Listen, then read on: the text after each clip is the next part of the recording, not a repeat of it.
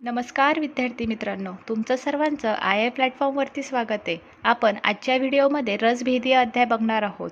या अध्यायामध्ये षड्रसाचे वर्णन केलेले आहे. आता षड्रस कुठले तर मधुर, अम्ल, लवण, कटू, तिक्त, कषाय. तर आपण यामध्ये प्रत्येक रसाचे उत्पत्ती, लक्षणे, कर्म, गुण आणि उदाहरणं बघूया. त्या अगोदर प्रत्येक रस हा पंचमहाभूतापासून बनलेला आहे. तर त्याची उत्पत्ती कशी झाली आहे तर ते आपण अगोदर बघूया. हे बघा, अगोदर आपले जे पृथ्वी, आफ, तेज, वायू आणि आकाश हे पंचमहाभूते आपण 1 बाय 1 या सिक्वेन्सने लिहून घ्यायची. त्यानंतर जे सुरुवातीचे 2 आहे त्यामध्ये मधुर रसामध्ये या 2 पंचमहाभूताचा समावेश होतो. त्यानंतर पृथ्वी आणि तेज यामध्ये अम्लरसामध्ये पृथ्वी आणि तेजचा समावेश होतो. त्यानंतर हे आप आणि तेज, लवण, तेज आणि वायू कटू आणि वायू आणि आकाश तिक्त. त्यानंतर मधुर, अम्ल, लवण, कटू, तिक्त, कषाय हे 5 रस झाले. तर त्यानंतर कषाय रस उरला.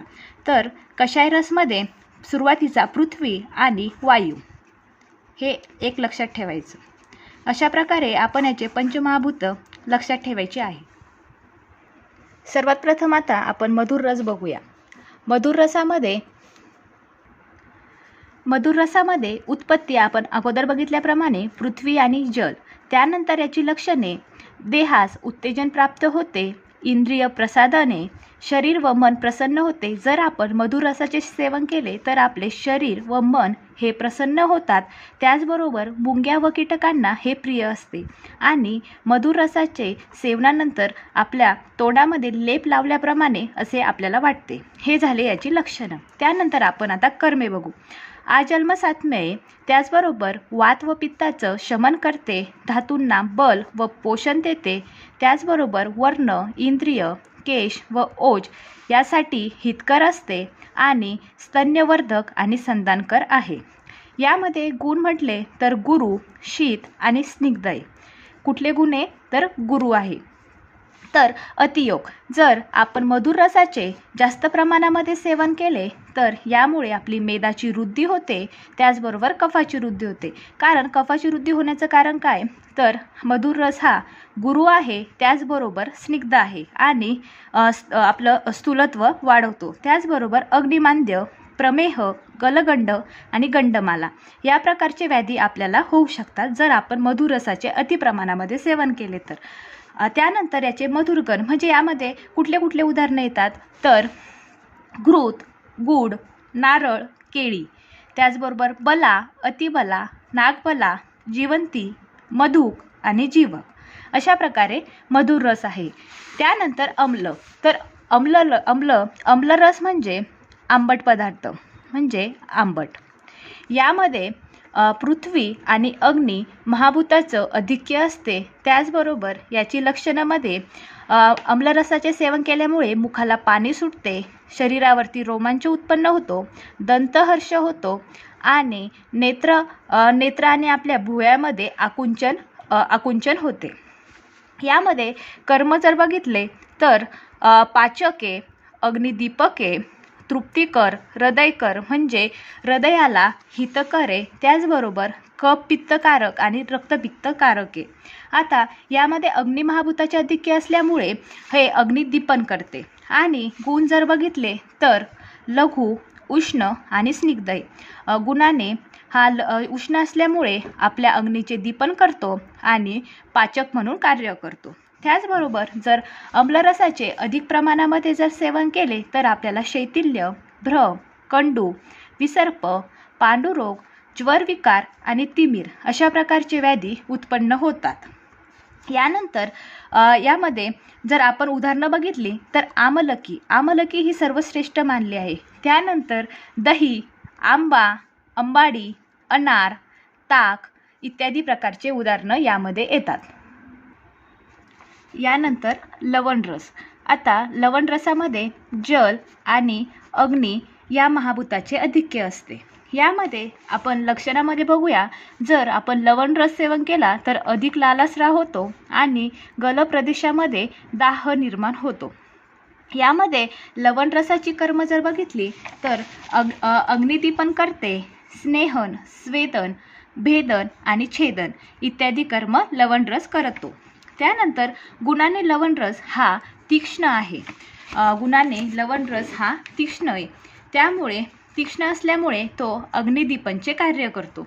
आणि जर लवण रसाचे अधिक सेवन केले तर वातरक्त, कुष्ठ, खालित्य, पालित्य, तृष्णा म्हणजे आपल्याला तहान लागते आणि बलाची हानी होते. त्याचबरोबर बल हे कमी होतं आणि विसर्प, केस गळणे अशा प्रकारची लक्षणं लवण रसाचे अधिक प्रमाणामध्ये सेवन केले असताना आपल्याला दिसून येतात. यामध्ये उदाहरणामध्ये सैंधव हा सर्वश्रेष्ठ मानला आहे. त्यानंतर सौरवर्चल, सामुद्र, बीड, कृष्ण आणि क्षार अशा प्रकारच्या उदाहरणांचा लवण रसामध्ये समावेश होतो. त्यानंतर आपण आतापर्यंत मधुर, अम्ल आणि लवण रस बघितला. त्यानंतर कटुरस. कटुरसामध्ये उत्पत्तीमध्ये वायू आणि अग्नी महाभूताचे अधिक्य असते.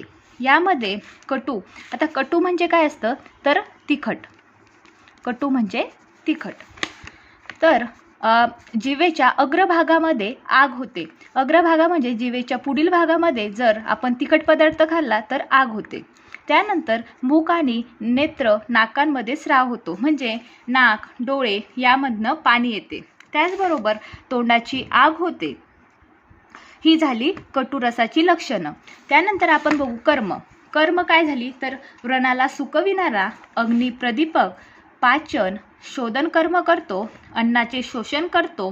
आता अन्नाचे शोषण करण्याचे त्याचबरोबर अग्निप्रदीपक असल्याचे कारण म्हणजे कटुरस हा गुणाने तीक्ष्ण आहे.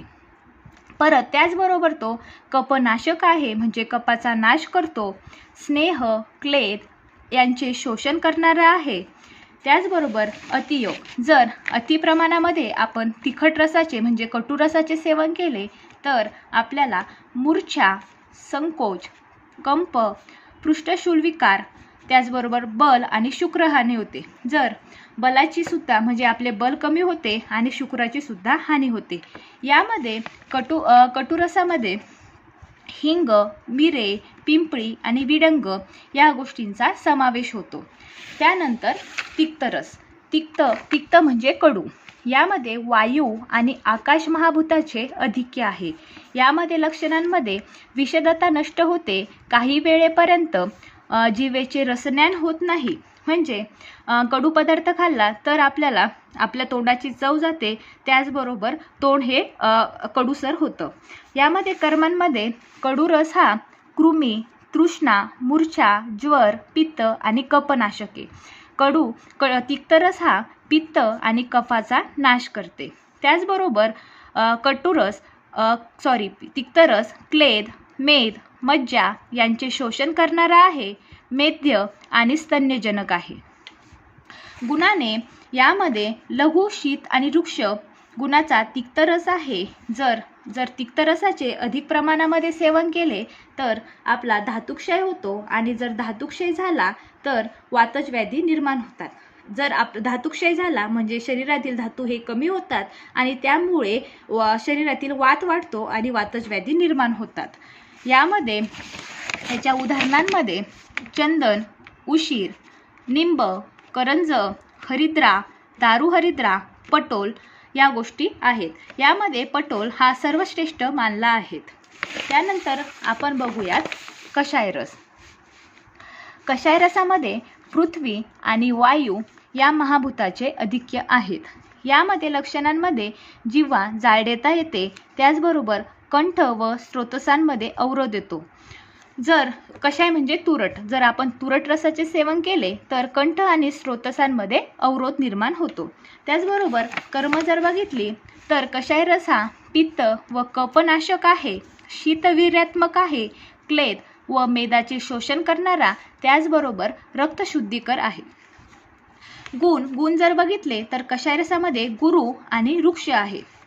अतियोग, जर कषाय रसाचा अतिप्रमाणात सेवन केलं तर तृष्णा, कार्श्य, स्रोतसंरोध, आधमान म्हणजे आपले पोट फुगणे, हृदयशूल म्हणजे हृदयांमध्ये पीडा निर्माण होतात. त्यामध्ये याची उदाहरणांमध्ये हिरडा, बेहडा, मधु, खदीर आणि हरितकी यामध्ये श्रेष्ठ मानले आहे. अशा प्रकारे आपण आज रसभेदी अध्यायामध्ये सर्व रसांचे उत्पत्ती, लक्षणं, कर्म त्याचबरोबर उदाहरणं बघितली आहे.